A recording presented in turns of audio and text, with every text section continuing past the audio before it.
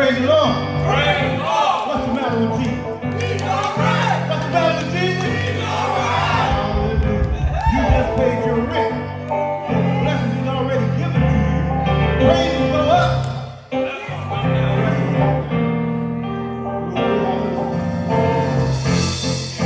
We don't know about tomorrow. We know who holds tomorrow.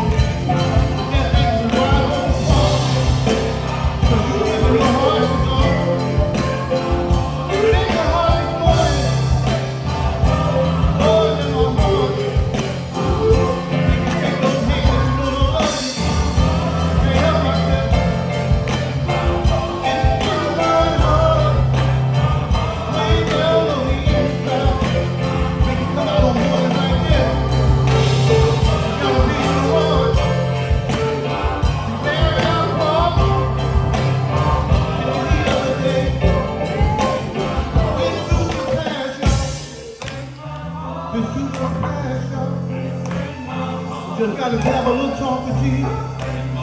He did it, depending on him. You didn't praise his never leave. Cast all your cares on him, 'cause he cares for you. It's in my heart, yeah. So when you see us going to and fro, singing all up and down the street, we're just doing what thus say the Lord. 'Cause it's in our heart, a prosper, our God is glorified. Everything soul, the same as Peter Brother Scott. Whenever you see us, we'll be serving,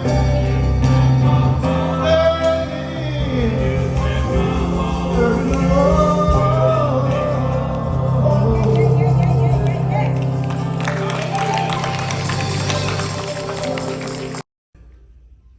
We have come into this house, gathered in His name to worship Him. We have come into this house, gathered in His name to worship Him. We have come into this house, gathered in His name to worship Christ our Lord. Worship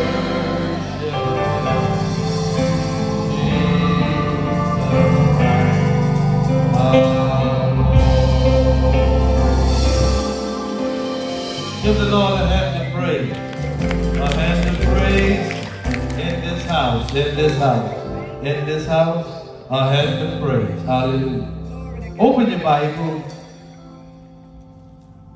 to 1 Samuel chapter 30. 1 Samuel chapter 30. Hallelujah. 1 Samuel chapter 30. Oh, bless God. And I want you to look at one verse. Verse number 6. Hallelujah. God is able. 1 Samuel chapter 30 and verse number 6. Look what he says. And David was greatly distressed, for the people spake of stoning him, because the soul of all the people was grieved, every man for his sons and for his daughters. But David encouraged himself in the Lord his God. May the Lord add a blessing to the hearing of the word. And I take from that, be encouraged. Be encouraged, yes. Look around at the folks in here and tell them, say, neighbor. Neighbor. Oh, neighbor. Oh, neighbor. Be encouraged. Be encouraged. Hallelujah. Be encouraged. Now, when we think about this David, David was in the kingdom with King Saul.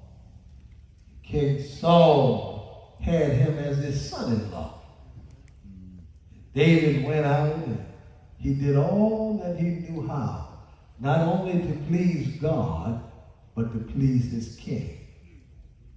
And lo and behold, people start crying out, Saul has killed his thousands, but David's 10,000s. And you know, sometimes the older gentlemen, they feel like they lost a step, and you got this new young whippersnapper in here, and they come and gets jealous sometimes. Saul became extremely jealous. And he became so jealous until he wanted to hurt David. He wanted to kill him. And it placed David on the run. Yes. And he went all through the countryside trying to gain David, to catch him, to kill him. But every time he got close, God prepared an escape route. How many know that when you trust God, no matter how bad it may look, God will always make a way of escape for his people. Isn't that right? David did his part, God did the greater part. Because there were times when David was seen to be cornered. But with his trust in God, God yet made a way of escape. Isn't that all right? That's having faith in God. And we know that there is an epidemic going on right now. People struggling. We know that a lot of folks, even today, they're not missing because they are scared, but some are old and some have conditions and they're not taking that chance. And we understand that because the immune system is a little lower than the rest of us, and it wouldn't take much for God to send them home. And many may say that we ain't ready to go home yet. Yeah. We love God and we want to make heaven our home, but just wait a minute. Not just yet. But at the same time, we know we trust God. Yeah. Because God didn't give us the spirit of fear. And some may say, I don't fear, but fear comes along with doubt. And if you're doubting, you're fearful, you're doubting, and then there's unbelief. So then, although you may say you're not, you trust God, but if you have any fear, that's going to bring a certain amount of doubt. Well, I don't know.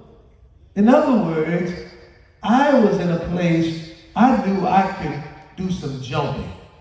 I ran track, but I was a long jumper too. And I went to a place where I was trying to get to the other side, and they had this ditch. And that ditch was deep.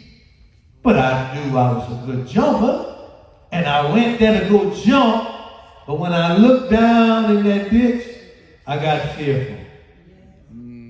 And although I knew that I've always jumped across things wider than that fear put some doubt in my mind. And I said, well, maybe I shouldn't do this because if I miss, I'm going down. Well, fear robbed me. It caused doubt in my heart. So now I ain't believing that I can do what I've done numerous occasions. And that's what the devil will do to us. And it ain't so much the fear that I won't make it or I'll fall, but the fear robs your faith. Yeah. And you need your faith because that's the only way God will move in your life is if you have faith in him. So don't let fear bring about doubt and unbelief. That means you're not believing what God can do. Is that right? So here is David. He's running all over the place. And he finally says, you know what? I got to get out of here at least. The devil going to catch up with me. Should I say Saul? Saul is going to catch up with me and surely I'm going to be killed. So I'm going to do my part. And he went in the land of the Philistines. Went to Achab, the king. Bowed down to him and became his servant. Yes. And God gave him favor. How many know God will give you favor? Oh, yeah. God gave him favor. The king accepted him. But David learned a valuable lesson. Because he remember when he was with Saul, they were hollering Saul's 1,000 and his tens of thousands. And Saul got jealous. He didn't want the same thing to happen. So he said to the king, look, why should I stay in the royal city with you? Give me a place out in the country somewhere. I don't need to be right up underneath you because I know what I can do. And I don't want folks to start shouting that same stuff that happened to me in Israel. Put me in the country. I don't need to be in the same city with you. And the king gave him the city of Ziklag. So there he was. But David went out after a year and 4 months, a mighty man of valor, and went and did some things and conquered some stuff, even the Amalekites and some other kingdoms, and brought back the spoil and gave it to the king and his kingdom. The king said, David is a great man. When Saul found out he was with the Philistines, he stopped running after him. David was safe from that danger. But now, the king, God has set it up where the Philistines is going to invade Israel because the king Saul was so wicked. He got rid of all the witches and the soothsayers and all, yet he went one night to talk to one because he'd been trying to talk to God, but God wouldn't speak to him, not even through the prophets. So he went to a witch to bring up Samuel, who was already dead. And she brought him up. Samuel says, if God ain't talking to you, I don't know why you're talking to me. Yeah. And he says, tomorrow this time you shall be dead with your sons. Just like that. Yes. So now, the next day, the Philistines are looking at invading Israel and killing them. And David is in the background with the king Ashad because the king trusts David with his life. David back there in the rear. But all those other captains say, wait a minute, hold up. We can't take David with us because David is a Hebrew. And he's subject in the middle of the fight to feel a certain way about his people and start beating us up. How many know that in all fights we should never be fighting one another? Yes. God spared him and took him out of that fight because there's enough enemies on the outside of the church than for us to be fighting one another. I don't care what happened along the way. I don't care who have you on the run. I don't care who said they're trying. If they're in the house, they're still yet your sisters and your brothers. Is that right? And God would not allow David with his 600 men to participate in that fight. So the king told him, go back home to Ziklag. You don't have nothing to do with this fight. So David had a 3-day journey to get back home. And when between his 600 men and himself, when they got to Ziklag, everything was going up in smoke. The whole city was burned. The children and everything was taken. And David and his men, after traveling 3 days, now you can imagine, on that 3-day journey, they got hungry. Anybody here got hungry? Yeah. Anybody was on their way home thinking, ooh, I know the wife can cook something there. Yeah. And then you're slobbing from your mouth and you can't wait to get that eat. Yeah. Ooh, it's going to be good. I can imagine David and them saying on that 3-day journey, I'm going to get home and I know the wife did the cakes and all that good stuff, and they get there and everything burned. And the families are gone. And the Bible says they begin to cry. They begin to weep. This is a tragedy. And they weep until there was no more strength in them. Have anybody ever been in a tragedy? Somebody say there's a tragedy going on right now. Isn't that right? There's something going on now. But they cried and they boo-hooed. But the tragic for David is that now his own men want to blame him for this what has happened. And they're thinking about stoning him.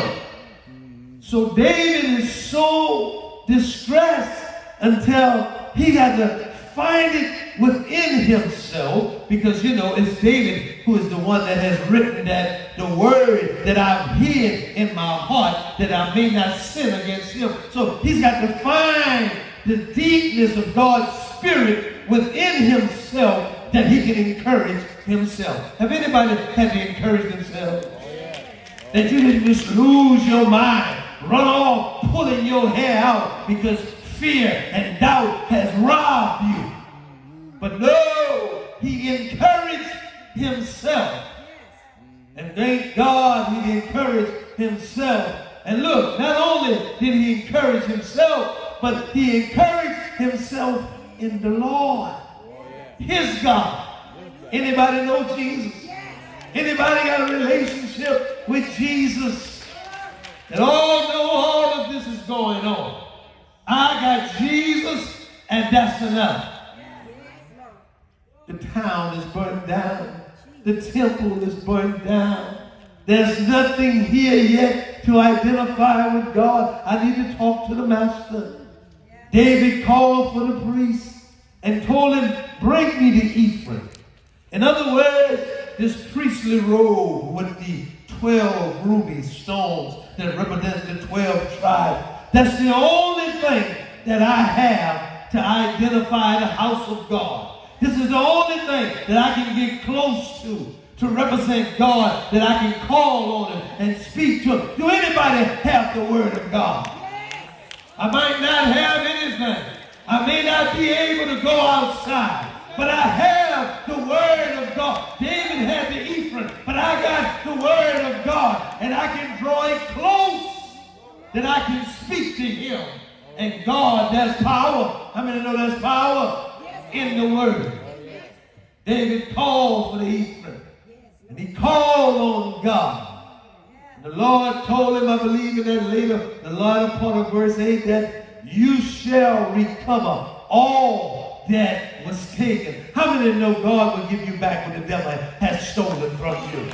All you got to do is stand your ground. I know sickness is here. I know distress is here. I know people talking all kinds of stuff, but I ain't going by what they say. Is that right? If I listened today, you wouldn't be here today.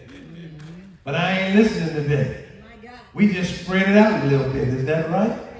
Thank God for it. I got to put a little pressure on my brothers because I'm going to ask them to sing every Sunday until we get through this. I'm going to ask y'all to sing every Sunday until we get through this. We ain't going to do musicians. I'm leaning on y'all because there ain't going to be no choir rehearsal. Y'all just going to come in and shoot from the hip. Is that all right? God is able. Isn't he able? We do what we have to do until God sees through. The death angel is passing over. David took his 600 men and he pursued after the Amalekites. And he got to the river, and 200 of his men were so worn and down that they could go no farther. David left the 200 there and took the 400 and went across the river and pursued after the Amalekites. When he got to where they were all laying there drunk, drinking, partying. Pretty much like them folks you saw in Florida on that beach. They just took for granted that they had it made. And God gave David deliverance. He went into camp. He slew the people. He took all the spoil. He took his women and children. And they gathered all the spoil and headed back to Ziklag. When he got to the other side of the river, you know, you do have some folks in church that, you know, they still need deliverance. When they saw the 200, they're going to tell David, look, we don't need to get them, not just give them their children and let them go, because they didn't come with us over here to the war. David said, that's a lie. Just because they didn't come, the strong hold up the infirmities of the weak. They are yet our sisters and brothers. And although they are not here and can't make it, or because they are weak, we yet supply for them. David said he's going to get the same amount as everybody else. And that's the way God loves it. Is that right? So ain't no talking saying this one, that, and that. No, they might not be here, but they're still a part of the body. And if one get, all get. If one part of the body suffer, all the body suffer. If one part of the body is built up, all the body gets built up. Is that right? Trusting God. How many are willing to trust him? How many are willing to be encouraged? We can't go just half of the way, but we got to go all the way. Is that right? I can see them rejoicing going back home. Because everything that the devil thought he had, God gave it back, and he gave it back more. David not only gained what he had, but he took all their stuff too. That's the way God works. When you do your part, when you yet a giver, when you yet put forth, when you take the little that you have, even as that lady in Zarephath, she didn't have but a handful, but yet she still wasn't stingy, and she gave God his in a dying land, in a land that was dried up for 3.5 years, and God fed her whole family. And God will do the same for you. When everybody else dying, when everybody else sick, God's still supplying you. Can't go out your house. I ain't got to go out my house. God yet supplying, because I'm doing my part, and God will do his. How many know God will do? You may as well stand up and give God a shout. You may stand up and clap your hands. You may as well let God know that I trust you. How many can say I trust you? How many